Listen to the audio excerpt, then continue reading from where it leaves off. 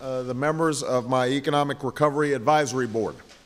And I'm grateful that I will have the counsel of these extraordinarily talented and experienced men and women in the challenging months to come.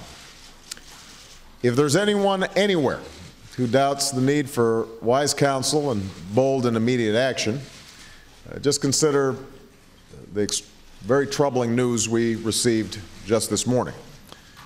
Last month, another 600,000 Americans lost their jobs. That is the single worst month of job loss in 35 years. The Department of Labor also adjusted their job loss numbers for 2008 upwards and now report that we've lost 3.6 million jobs since this recession began. That's 3.6 million Americans who wake up every day wondering how they are going to pay their bills, stay in their homes, and provide for their children. That's 3.6 million Americans who need our help. I'm sure that at the other end of Pennsylvania Avenue, members of the Senate are reading these same numbers this morning. And I hope they share my sense of urgency and draw the same unmistakable conclusion. The situation could not be more serious. These numbers demand action. It is inexcusable and irresponsible for any of us to get bogged down in distraction, delay, or politics as usual while millions of Americans are being put out of work. Now is the time for Congress to act. It's time to pass an economic recovery and reinvestment plan to get our economy moving. Now, this is not some abstract debate. It is an urgent and growing crisis that can only be fully understood through the unseen stories that lie underneath each and every one of those 600,000 jobs that were lost this month. Somewhere in America, a small business has shut its doors. Somewhere in America, a family said goodbye to their home. Somewhere in America, a young parent has lost their livelihood and they don't know what's going to take its place. And these Americans are counting on us, all of us in Washington. We have to remember that we're here to work for them. And if we drag our feet and fail to act, this crisis could turn into a catastrophe. We'll continue to get devastating job reports like today's, month after month, year after year. It's very important to understand that although we had a terrible year with respect to jobs last year, the problem is accelerating, not decelerating. It's getting worse, not getting better. Almost half of the jobs that were lost have been lost just in the last couple of months. These aren't my assessments. These are the assessments of independent economists. If we don't do anything, millions more jobs will be lost. More families will lose their homes. More Americans will go without health care. We'll continue to send our children to crumbling schools and be crippled by our dependence on foreign oil. That's the result of inaction, and it's not acceptable to the American people. They did not choose more of the same in November. They did not send us to Washington to get stuck in partisan posturing, to try to score political points. They did not send us here to turn back to the same tried and failed approaches that were rejected because we saw the results. They sent us here to make change with the expectation that we would act. Now, I have repeatedly acknowledged that given the magnitude and the difficulties of the problem we're facing, there are no silver bullets and there are no easy answers. The bill that's emerged from Congress is not perfect, but a bill is absolutely necessary.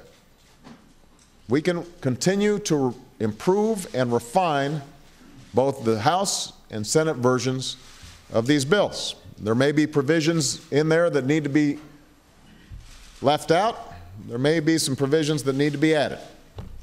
But broadly speaking, the package is the right size, it is the right scope, it has the right priorities to create 3 to 4 million jobs and to do it in a way that lays the groundwork for long-term growth by fixing our schools, modernizing our health care to lower costs, repair our roads and bridges and levees and other vital infrastructure, move us towards energy independence. That is what America needs.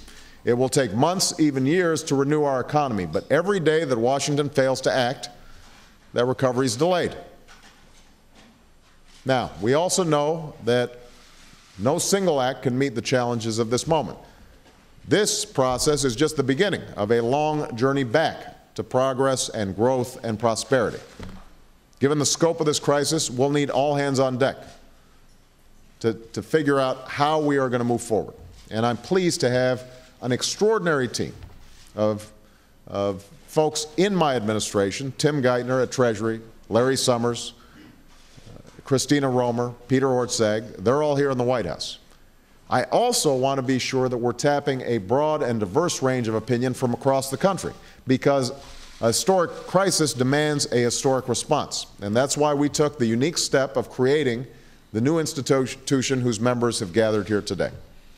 Put simply, I created this board to enlist voices to come from beyond the Washington echo chamber, to ensure that no stone is unturned as we work to put people back to work and get our economy moving. Within this group, you've got leaders of manufacturing and leaders of finance. You've got labor and you've got management. You've got people who work in small businesses and people who work in large businesses. You've got some economists and some folks who think they're economists.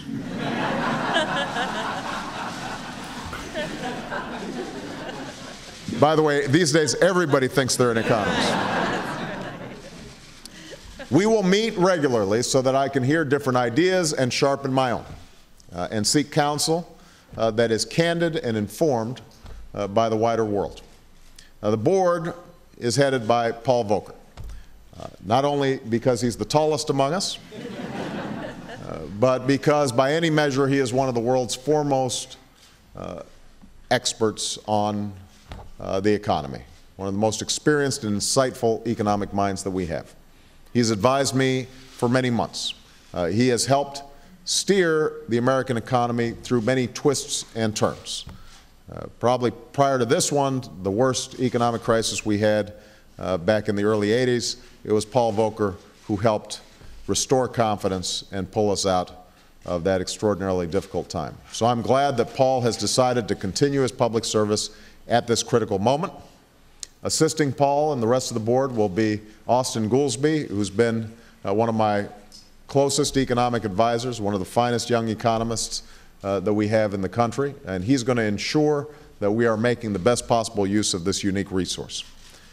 I'm not interested in groupthink, which is why the board reflects a broad cross-section of experience and expertise and ideology. We've recruited Republicans and Democrats, people who come out of the government as well as the private sector. Not everyone's going to agree with each other, and not all of them are going to agree with me, and that's precisely the point, because we want to ensure that our policies have the benefit of independent thought and vigorous debate. We're also going to count on these men and women to serve as additional eyes and ears for me as we work to reverse this downturn. Many of them have ground-level views of the changes that are taking place as they work across different sectors of the economy and different regions of the country. They can help us see the trends that are not fully formed, the trouble that may be on the horizon, and the opportunities that have yet to be seized. I look forward to relying on their input and recommendations on specific questions as we jumpstart job creation and pursue strong and stable economic growth. This new institution should send a signal of how seriously I take the responsibility of building an economic recovery that is broad and enduring. These are extraordinary times. And for far too many Americans, the future is filled with unanswered questions. Can I get a job? Will my family be able to stay in their home? Will I be able to retire with dignity and see my children lead a better life? And these are the questions that we will answer affirmatively during the course of this administration. We are going to create the jobs that our people need and the future that this great nation deserves. Those are the challenges that I've put before my economic team, and these distinguished advisors will be tackling those same issues in the months and years to come. So I'm grateful to them, and before I officially sign this executive order, I would like Paul just to say a quick word. Well, thank you, Mr. President. I will have a very quick word. You spoke